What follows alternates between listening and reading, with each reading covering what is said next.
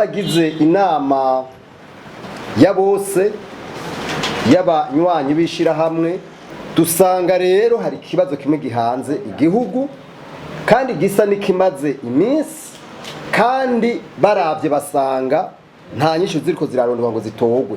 Ni ikibazo kijanye n'iduga ry'ibiciro ku rugero rudasanzwe.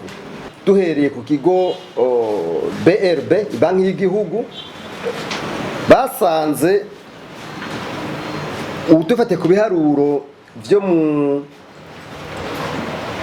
mu mpera z'ukwezi kwa mbere,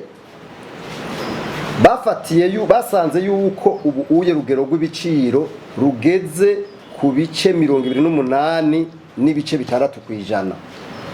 Ico rero ni ikintu gihambaye cyane, gituma abarundi baba preoccupé gose. Ivyo rero bakabona yuko biva ku bintu bibiri bihambaye. Icambere nuko umwimbu atawuhari, n'uhari utunganywa nabi. Hanyuma kandi niyo mwimbu utahari mu gihugu, leta atakintu na kimwe ikora kugira ngo umwimbu ivyo bibuze mu gihugu bashobore kubikura mu mahanga. Ikigira kabiri babonye giteye ikibazo, ni ikibazo kijanye no kuvyara birenze urugero. Usanga umuntu umenga atavyaye abana 6, 7, 8, 10 yumva ko umengo si umuntu.